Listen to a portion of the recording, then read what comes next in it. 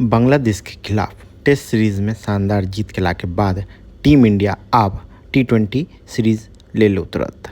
के हम बता दी कि भारत और बांग्लादेश के बीच 3टा T20 मैच खेलल जात, जेकर पहिल मुकाबला ग्वालियर में खेलल जात 6 तारीख का।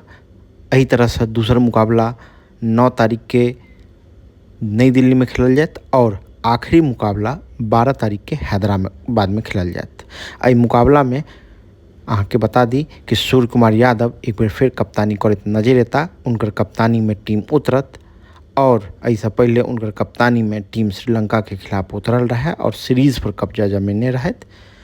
वही उम्मीद के साथ और वही लय के साथ एक बार फिर सूर्य कुमार यादव सीरीज पर कब्जा जमबल लेल उतरता और अपन कप्तानी के सेहो प्रूफ करता। के अलावा हम बता दी कि टीम में और कई दिग्गज खिलाड़ी शामिल भेल छथि।